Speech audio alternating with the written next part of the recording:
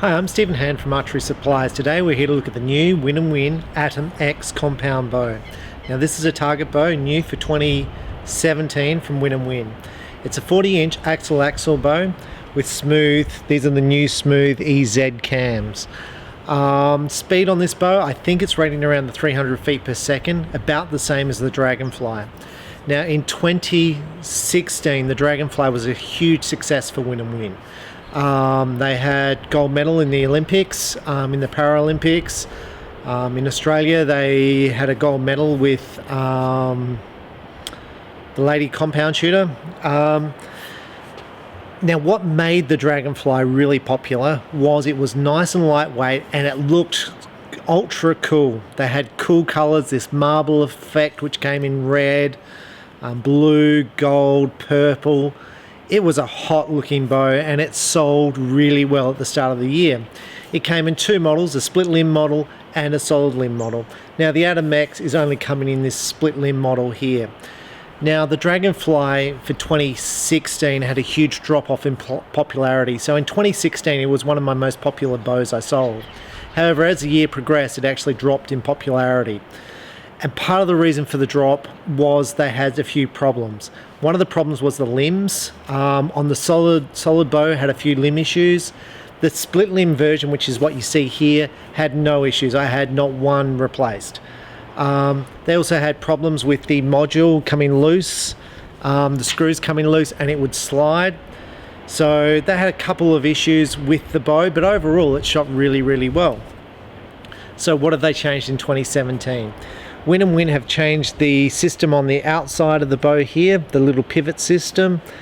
They've the limb pocket here is identical, but the cams are a big difference. Now the Atom X is available in the old cam system. The T1, the T2 and the EZ cam is available for both the Dragonfly and the Atom X. But let's have a quick look at the cam system on the EZ cam. Now what we have here is a limb stop. This here just rotates around and it basically hits on the limb. So it's just a rotating position here. Now the module itself is movable. So it's got two screws, one there and one there, and it just rotates. There's the two screws and it just rotates around. Now it's got numbers on the back here. Numbers from 0 to 6. And it also has down the bottom here let off, because by rotating the module what you're doing is you're changing the draw length, and by changing it to a 60%, basically what you're doing is moving that the draw length and using the draw stop to basically make the let off higher or lower. Now this whole concept of a rotating module has been around for years. PSE had it years ago, and I'm going to say it wasn't successful. Now that wasn't successful because if those two screws come loose, this module is going to slide. So PSE, in whatever year they introduced it, actually slot into exact spots. So basically it takes away the functionality of the adjustability in let off, but it makes the bow a little bit more, I'm going to say, secure, dependable. These are words just come to my head. Now the limb pivot system has changed for 2017. It's a nicer system. The limbs are still the same, but they've actually made a change. Now down here you can see they've now reinforced the limb tips with this like a little metal bracket. Now what that's doing is when people dry fire their bows, these limbs just here pull off. So what this does is it strengthens the bow. Now this isn't the only company who does this type of arrangement. Matthews has it, PSE actually don't, but there's quite a number of bow companies who have this concept here of locking the limbs in place for dry fires and the limbs don't pull apart. It has a standard Win and Win roller slide, which has been beefed up in 2017 because they did have a few issues with it in 2016. The cable guard's pretty good. It's a carbon cable guard. It's a flexible cable guard, so it actually flexes in to reduce torque, and it starts off as a carbon bar, and what they do is they thin down the carbon bar. basically to enable it to flex more at this point and not at that point, which is pretty good. Now the Win and Win strings I think are acceptable. Some people do change them, but they're pretty affordable and I've had no issues with them as such. The string length position here, so to change the string length, this here, by moving it from that point to that point, shortens the string and shortens your draw length, will reduce the poundage by a little bit, and that's top and bottom. Now the cams, in my opinion, on this bow, the top one looks like a black anodized and the bottom one looks like it's been painted. So to me, the quality, Win and Win produce, I'm going to say, the best Olympic recurve bows on the market. They are just the bee's knees of target recurves. And when they produce a compound bow, I think the Dragonfly was a really good first attempt at their bow. And when I say first attempt, it was glossy, it had good length, it drew back nice, it had adjustability, and people had success with it, and it was a really good price point. When I look at this bow, this is, you know, they still make the Dragonfly, but this is the bow up from the Dragonfly, the next step. I'm not liking it. Now, when you sell a bow, you've got to like the way it looks, you've got to like the price point, and I'm not liking this anodizing. To me, it's a cheap, it looks cheap. I'd be much happier with the paint finish. If it was a shiny anodized, maybe a anodized with multiple colors through it. But to me, I'm not liking this color at all. The grip feels comfortable. Now the machining, I don't know if you like the lines or not. I personally don't. I think it looks too simple. I think it looks weak at this point here. I think it looks weak at this point. Now it does have a rear stabilizer position there, which is good.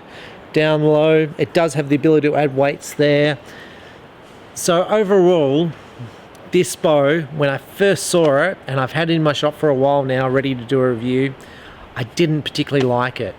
And for me, I get slammed from people when I do a review that, oh, you don't like that bow, you're so one-sided. I love Win and Win. Great company. I just think they've missed the mark with this bow. The price point on this bow is a little bit over $1,000, so it's priced in the right price point. It's significantly cheaper than the other American target bows, but to me, it's lost its,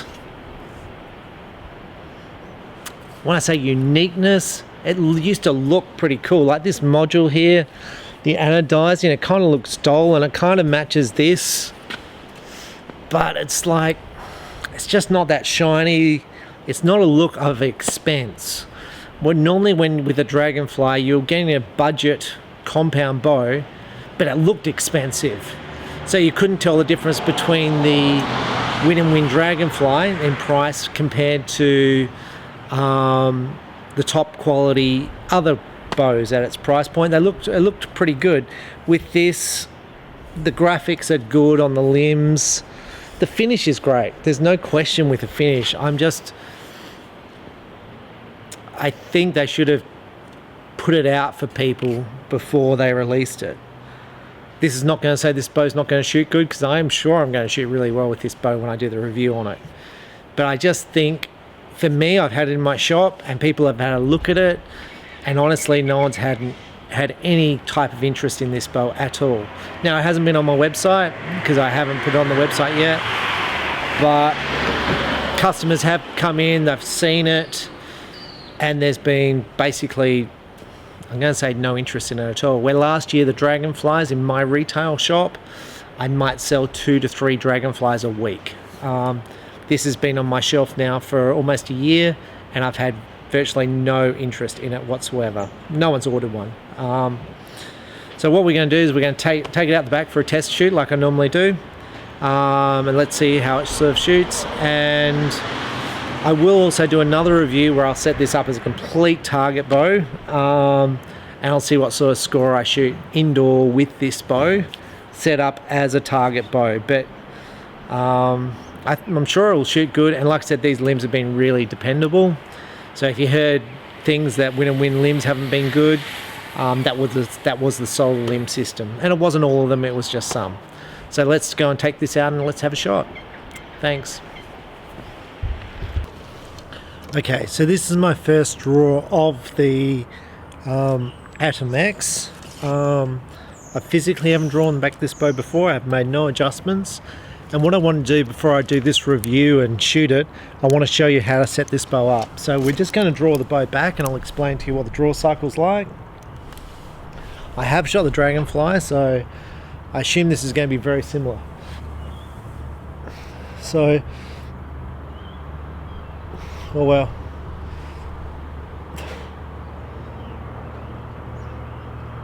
Well, that draw length was really long. Now, I'm about 28 and a half, and I didn't even feel the bow get in the valley. So, and it was really long. So now what happened when I drew this bow back, that draw stop there hit this little rubber pad on the limb, so it actually never hit the valley.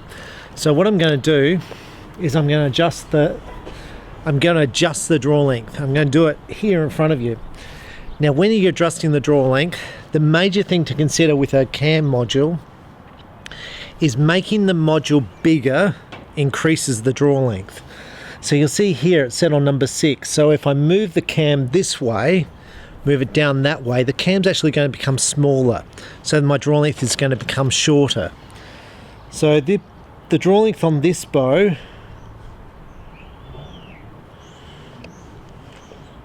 I have no idea because it doesn't say on the string. It says set at 28 and a half because I would have asked for it to be set at the factory at 28 and a half. And it's actually what's written on the tag here, because I'm 28 and a half. Now, it wasn't set at the factory 28 and a half because that was way too long. So what we're going to do is we're going to adjust it. Now, I have no idea what number is going to reflect 28 and a half. So it's a bit of trial and error. So we're just going to loosen this off. Now, one of the things that's good on this bow is you can get access to these little screw holes without a bow press. So some bows you've got to pull the string and make adjustments, and other ones you don't. Now, before you make adjustments to a bow, make sure nothing's touching the string, and there's no part of this module touching a string, so it means you don't need a bow press. So I'm going to move this bow to number 4.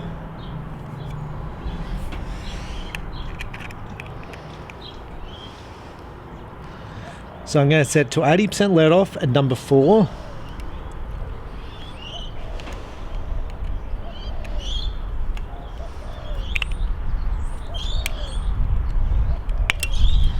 And I'm going to do the bottom one at 4 as well. Now, like I said at the start, changing this from a 80% let off to a 40% to a 60% let off is a matter of adjusting this draw stop. And you can see there's a draw stop here also. Now, this is a cam and a half system. It's what PSE normally use, and most bow manufacturers use.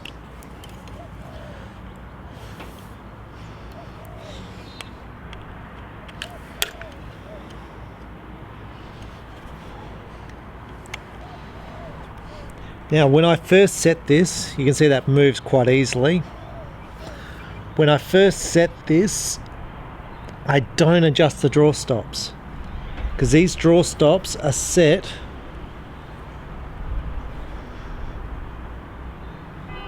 on maximum. So that's it on maximum draw length. I'm just going to move it back a little bit.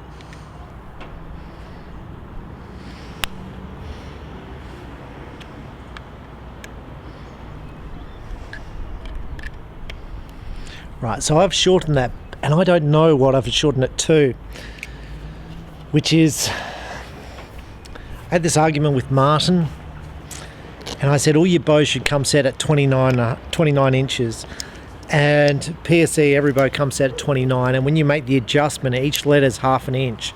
So it's really easy for the shop and the consumer to know what draw length they're at, and then how much to adjust by, how much is it adjusting the draw length. This system, it's not simple. It's simple to do, but it's not simple for you to know what size your draw length is, because there's no literature to tell you. In fact, I had that problem with the T2 cam. I sold a cam to a bow to a Dragonfly with a T2 cam, and the spec said the draw length goes from this to this, but when he got it and started shooting it, it didn't occur to him for about 4 to 5 weeks that the actual draw length was wrong. So he returned the bow to me and said, look, the draw length doesn't go from this to this as published. And I was like, and it didn't. So, I mean, he ended up buying another bow, but I'll just draw this back. Oh, wow. Oh, yeah. Whoa, that's a big... Now, that draw length there, that's where I'd want to anchor, just there, right? But it's here, it's starting to go up again. So the valley, I'll let down the bow so I can explain the draw cycle. Because what you've got to do is you've got to adjust this bow to a draw cycle you like. So you adjust the module and the draw stop to a draw cycle you like, if that makes any sense at all. So if you want it to drop off just at the end, just before the valley, you adjust it to that. If you want a big valley, you adjust it to that. So I think I like a smaller valley, so I'm going to adjust it to that. So it's peaking, but I feel like it's about to dropping. Now it's starting to go back up again, and it's going back up, and now the draw stop's hit. I'm just going to let it down.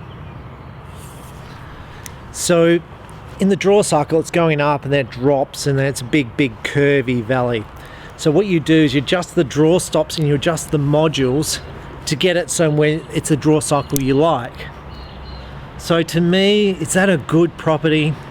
It probably is for some archers, but the majority of my archers that I sell to are recreational archers, which means they grab the bow and they want to shoot some arrows. They don't want to play around with the bow. So I don't know if it's a good or bad thing. It is what it is. So now I found like that was peaking when I was about here. So I wanted to peak, a little bit further back. So I'm going to set this to, let's say 4.5.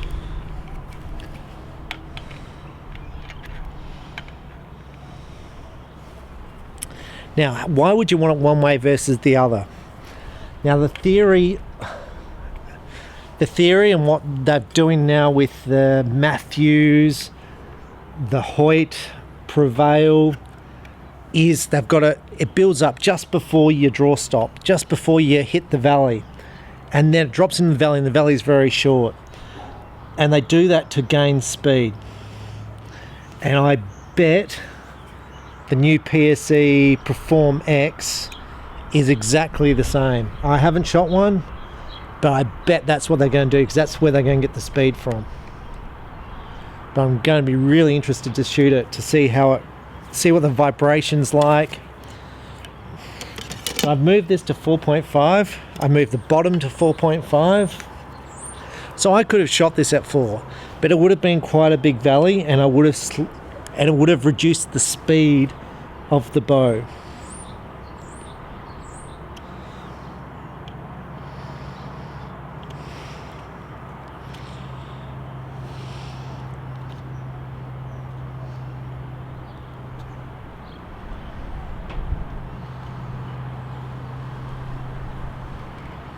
Now with a 1.5 system,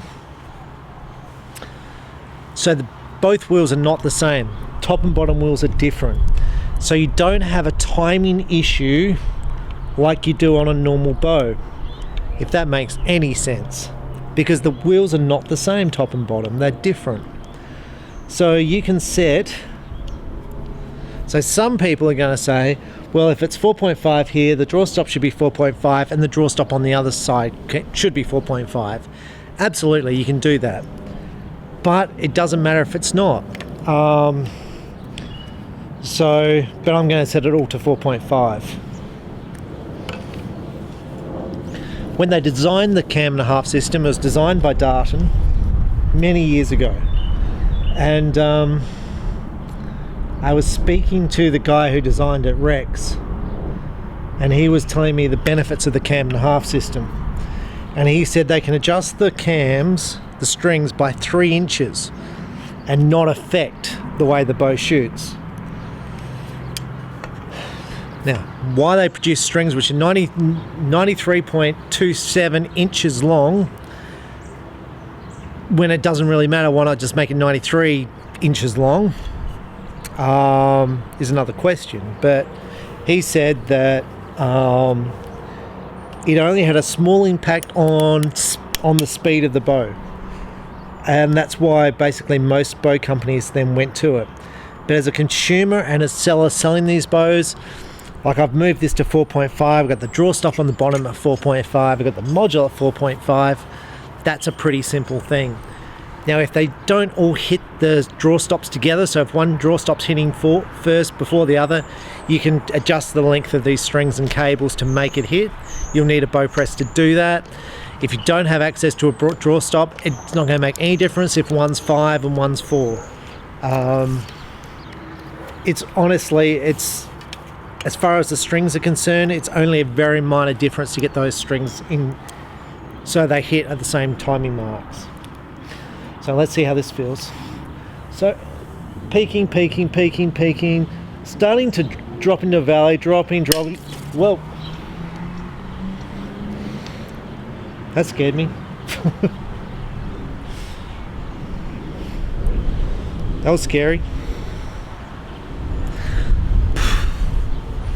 Oh, I hate those noises. Let's try it again. Drawing.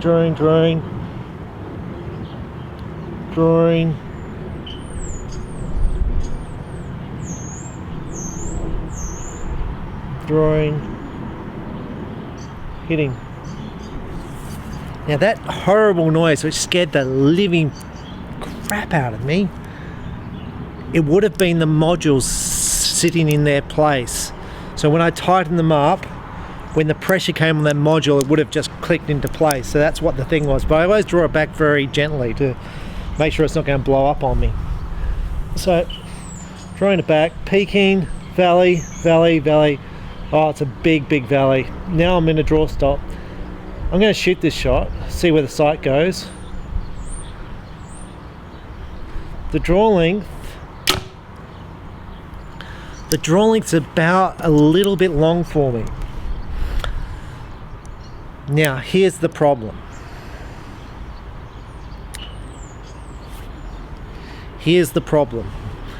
So I want to shorten the draw length, okay? So that means I'm currently got a 4.5 for everything, right? So I want to move it to, let's say, 4. So I move the draw stop to 4. So let's do that first. So we're going to move the draw stop to 4. Now the bow itself to shoot, it was actually really nice. And you know what I find funny about doing reviews? Often when I do a review on a bow, I go, oh, I don't like that, or I like this. But then after a while, you change your view. So I've adjusted that to 4. I'm going to adjust it to 4 down the bottom. So that will make the bow slightly shorter. So basically it's going to reduce the size of the valley.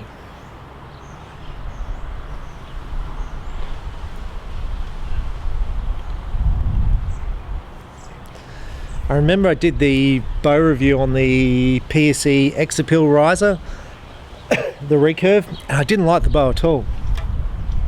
I didn't like the grip, I didn't like this, I didn't like that. And I was like, oh, PSE's going to hate me for doing this for a bow review. Anyway, after a while I was like, oh, do you know what, I didn't mind this. It's kind of unique, and I was like, oh, and I kept shooting it because I was like, I couldn't make up my mind about it. I've been shooting that same bow now for 8 months, and I have tried other bows because I think the other bows will be better. I'm still shooting it. So it's like, and now I'm actually think I'm shooting it pretty good. So now I haven't adjusted the modules, right? So I've left the modules the same, because what I'm going to do, what that's going to do is just going to reduce the size of the valley. So if I draw this back,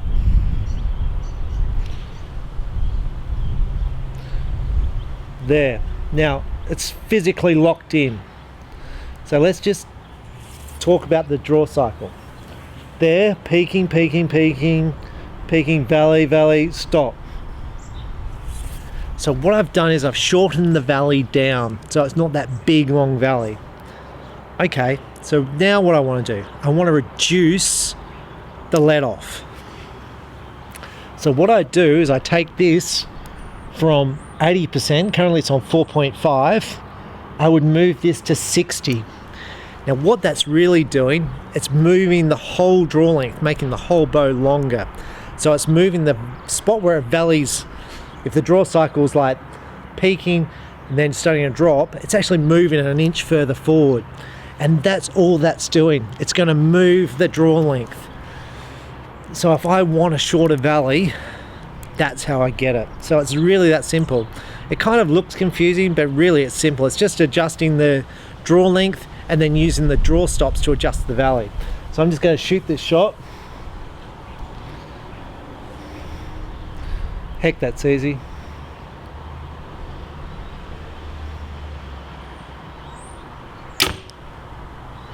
Now the bow makes a fair bit of noise. There's a fair bit of twang with the bow. It holds really nice. The grip I really like.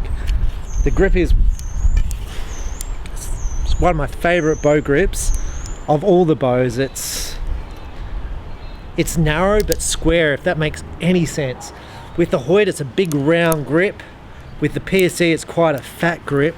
This is flat here, and the shelf here is nice where it comes up against your thumb. It feels comfortable.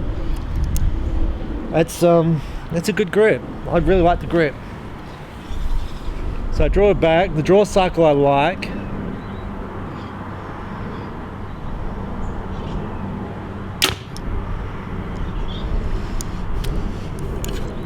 Sounds a bit twangy. Now why is this twangy when I shoot it? So now this is a 60-pound bow. Now I'm drawing this back like butter. Literally, it's just, maybe it's not 60 pounds. It's marked 60, but it feels like 50. It's going to have another shot. It's easy, and I'm back here, and this has got to be like 18 pounds.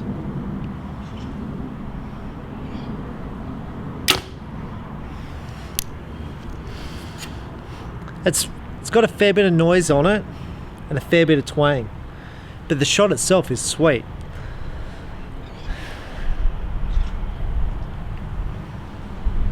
Arrows grip really well. Now what I'm going to do is I'm going to adjust my sight, and we're going to move back to 18 meters. I'm going to shoot, I generally shoot about 6 test arrows to sight the bow in, and we're going to shoot some groups with it. The bow to me, now the cams have got just up there, roller bearings in the cams, which are good.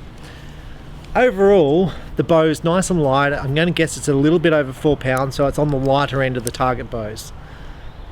Machine riser, limbs are good, not parallel, so I'm feeling a little bit more shock in the shot.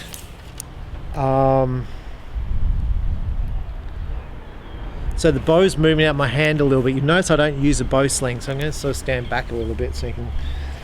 I just relaxed my hand. So I'm not gripping the bow. And then I shoot this shot. Now that bow's still humming after the shot. Now the hum's just stopped now. But, see, for a target bow, the noise, the vibration, does it worry me? Like, yeah, like the Evolve from PSE. There's nothing. It's like, it's pretty good, right? There's no vibration.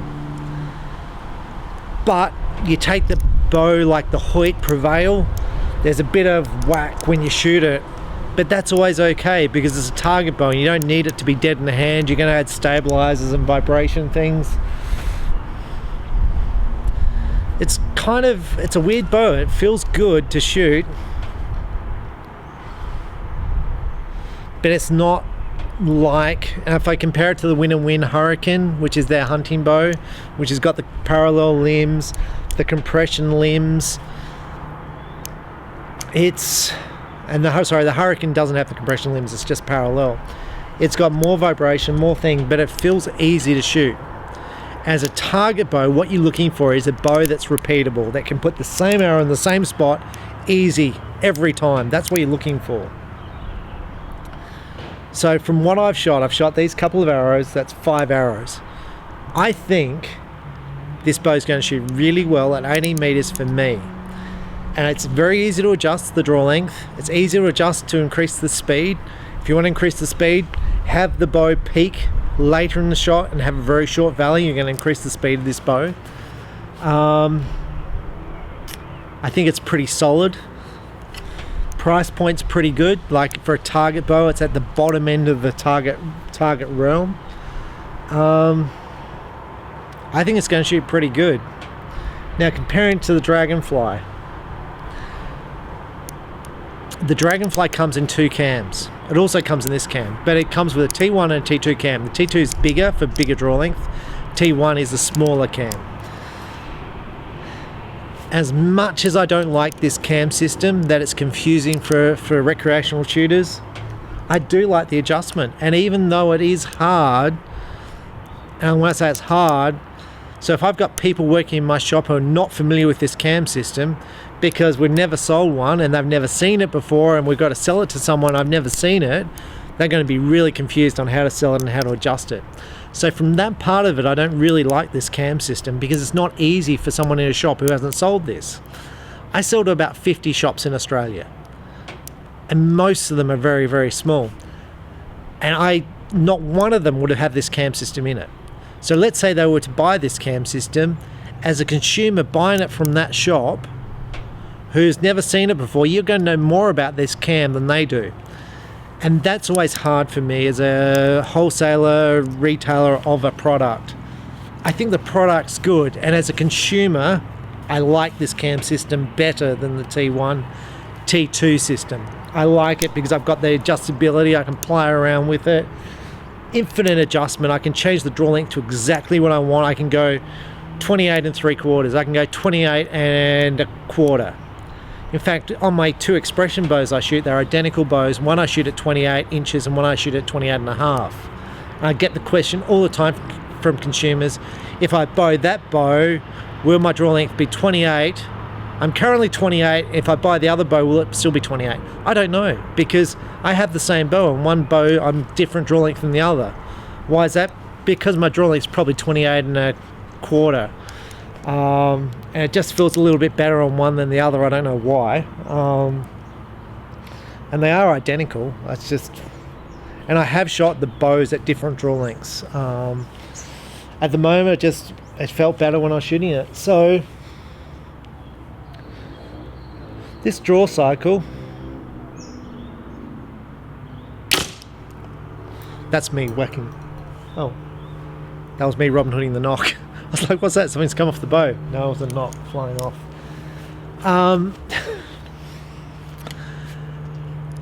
I really like this cam system. I really do. I like the way the bow feels in the hand, despite the shock. Despite the vibration, I really like it the more I'm shooting it. And this has sat on my shelf for almost 6 months. I haven't touched it. I don't even think an archer shot this bow. That's pretty good. So now what I want to do is I'm going to shoot some 18 meters, and to shoot 18 meters, what I do is I start off a little bit closer and then I'll gradually work my way back to 18 meters to make sure my sights are spot on. And that's what you should do at home when you're first sighting your bow. Start off at point blank distance. I'm starting off here at about 3 or 4 meters from the target, and then I gradually work my way back because I don't want to go to 18 meters and miss the target. But I am liking this bow more since I've started shooting it. Still don't like the look of it, but Maybe that will even grow into me. So give me a few minutes and let's see how I go at 18. Okay, so I'm here at 18 meters. I actually haven't shot an arrow yet. So I did sight the bow in at about 14 meters and I hit the center. But I'm pretty confident I can shoot a good group. Now this, I really like the Victory arrows. That was that arrow I just Robin Hooded. You can see it just went straight down the pin. And that's why I like pins. The pin systems on the VAP are really strong. They're a really rugged system. Some pin systems are very soft. The Eastern pins, the Win and Win pins in the Tornadoes, I find are very, very soft. The VAP pins are a very tough pin. Like that took a heck of a beating, and it's, to me, it still looks straight. Where the I'm just going to grab a Tornado. Anyway, these have been hit, and when I look at it, you can see them being bent. So I have a whole pile. I shoot a lot of arrows. I know this is getting away from the topic. These are the VAPs. Sorry, these are the Tornadoes. I need to replace all these pins because I think they're all bent. So there's 2, 4, 6, 7 pins there I've got to replace. And that's just through hitting my knocks. Anyway, on to the shooting. Now, questions I get asked. I try and do these videos just not as a review on the product, but also to be informative, because I get asked lots of questions during the day. Am I going to shoot better with, this has got a whisker biscuit on it versus a blade?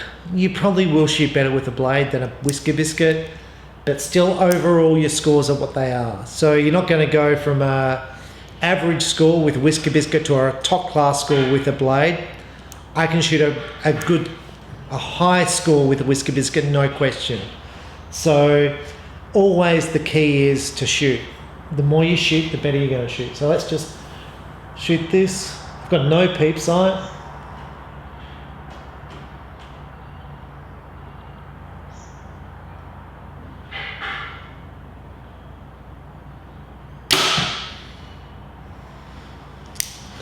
You can hear the noise it makes. Easy to aim, like nice and light. Now, if you're starting off in archery, not that strong, it's good to have a lighter bow. A lot of the top target archers will have heavy bows with lots of weight on it to make them stable. But if you can't hold that weight up, complete waste of time, you're going to shoot worse than you will with a lighter bow.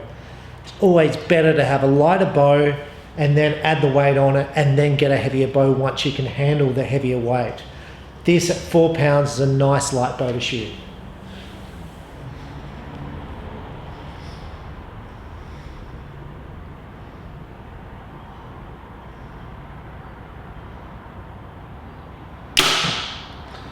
I mean, am I going to shoot better with a scope versus a pin sight like this? Yeah, you will, but it's only worth a few points. Will I shoot better with a target sight versus a hunting sight? Yeah, you will. But how much is it going to affect your archery? Not a lot. Not unless you're a really, really good archer. If you're a really good archer, there's only a few points difference between the top archers.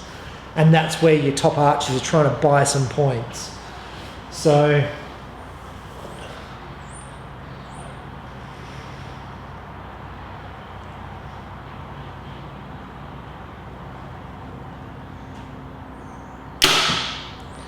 like I'm shooting here, I'm shooting a $20 whisker biscuit, a $20 sight. That's it. That's all that's on this bow. The arrows I'm shooting are the VAP Sports. These are a cheap 166 thin carbon arrow. Set up, I think the shafts are about $130. Set up, they're probably around $200 a dozen arrows. These are the arrows I shoot for target archery. So they're a better quality arrow, but I'm shooting against people who are shooting $800 arrows. So I go 200, 800. These are good values. So, but I suppose my point is the bow's $1,000. I've got $50 on the bow, and now I've got my arrows. I've got a trigger.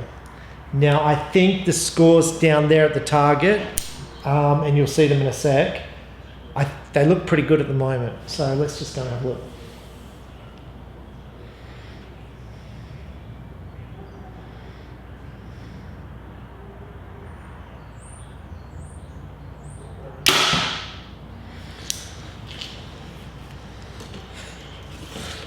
The bow makes a noise coming out. It's like,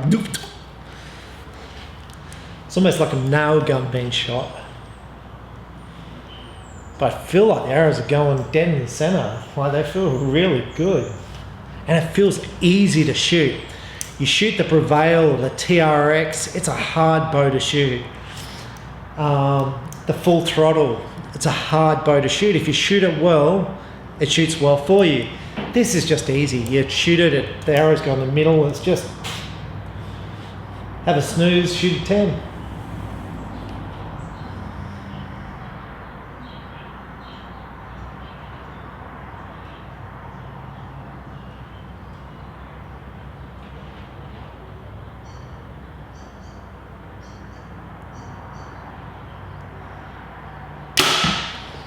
I had this lady, customer, her son was shooting a Dragonfly.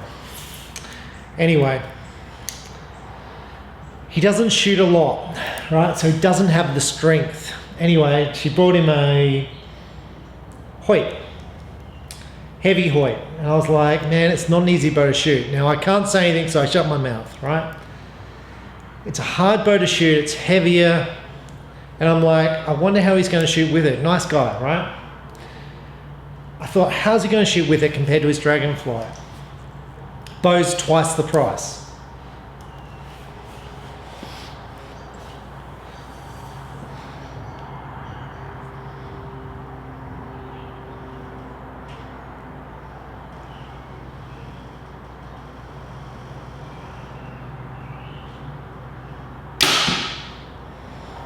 That was really hard because the target came up and covered the gold. So I literally had that much to aim at. Anyway, I'll continue with the story. So they spent a lot more money on the bow, but the bow's a harder bow to shoot. And I was shooting with him or next to him, and he wasn't shooting that well with it. Now that to me, that's what I expected to be the case. Because it's a hard bow, you've got to shoot that bow a lot to perform well. This is an easy bow to shoot because it's got a big valley, so you can just sit back there. If I don't practice that much, it doesn't really matter because I'm only holding probably 12 pounds. I've got a big valley, easy bow to shoot. Nice and light, so I don't need the strength. I'm doing weights. I'm shooting every night to try and build up my strength so I can add more weight on my bow. If I'm not shooting all the time, I don't need the weight on the bow. I just need to point. I'm a recreational shooter if I'm not shooting all the time. I don't need the weight on the bow. I don't want the weight on the bow. I just got to do good. I've just got to have a good technique, and the arrows will go in the middle.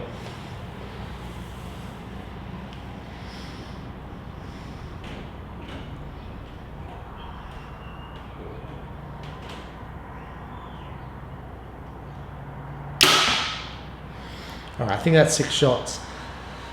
So I can't stress enough, bows do make a difference. This is an easy bow to shoot. It's 40-inch axle. It's got a solid draw stop, so you get back there, you're locked in. It's got a big valley, so you're holding only 10 pounds while you're aiming. Easy bow to aim. You're not fatiguing while you're aiming, so you're not shaking around the place. With harder bows, you're going to shake around, which is going to affect your accuracy down the other end. So this bow, easy to shoot. In fact, since I've been shooting, I started this review, I didn't like this bow that much. I like it a lot more now. Now I've shot it, now I appreciate it, than when I first started this review. And I'd really like to try it with a full target setup. But let's go down there and see how my arrows are. Okay, so I'm up here at the target. This is my group. I've got 3 arrows down here touching. I got 2 arrows up here and 2 arrows up here.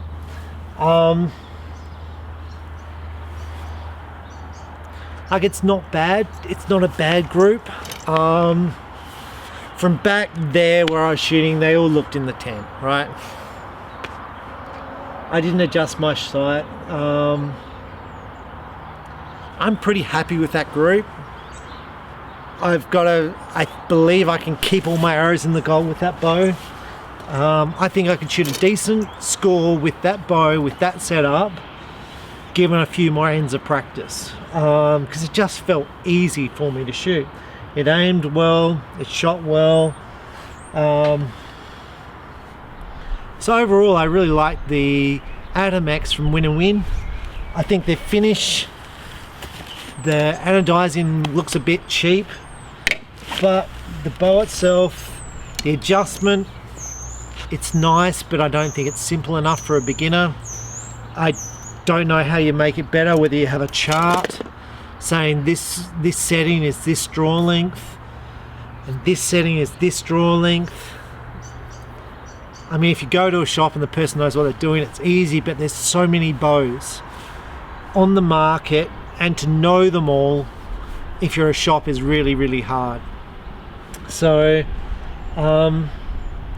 overall, I always suggest go and try out bows before you buy them, and make up your own mind before you buy a bow about how much you want to spend, the type of bow you're looking for, and you pick a few and you go and shoot them and you make up your own mind. I would be more than happy to shoot the Atom X for target. Absolutely no issue at all. If Win and Win were paying me to shoot target, then I would have no issue shooting that bow. I don't get paid to shoot archery. I'm a recreational shooter who shoots competitions. Given the fact that I am a recreational shooter and I shoot every day, I do like the bow I shoot. The PSE expression I shoot better than that bow, so I wouldn't be inclined to change. If I was older and I didn't shoot every day and I wanted a lightweight bow, I'd be happy to shoot that bow, just because it's physically lighter. I do like the adjustment in the draw length. So yeah, anyway, Win and Win. The split limbs have I've never had a problem with the split limbs. They've been very, very solid. The new adjustment, the new little metal caps I've got on the limbs are very, very good. So overall, there's parts on the Atom X I like, there's parts I don't like. Overall, I think they've produced a bow which is probably a 7 out of 10. Priced well, just not finished the way it could have been finished. I almost feel like they need the designers of their recurve to design their compound, to give it the glossy paint, I'm going to say the racing stripes their recurve bows have. They have such impressive paint work on their recurve bows, and the painting, the striping that they do, they look like race cars. And I think that's what Win and Win need from their compounds moving forward, because to me it looks a bit like a cheap Chinese compound bow, and the bow is better than that. It shoots better than it. So I think overall just the marketing of the bow is just down a bit on where it needs to be, but it's priced at almost half the price of the American compound bows. And would I shoot the same score with that bow than compared to the American bows? I'd probably shoot the same score. But what I'm going to do, I'm going to do another video where I put all my target stuff on it, and we'll shoot a proper indoor round, 30 arrows, and see what score I shoot. I'm Stephen Hannon from Archery Supplies. Enjoy your shooting. The more you shoot, the better you'll shoot, and I hope this video has been informative for you. And have a great day. Thank you. Bye.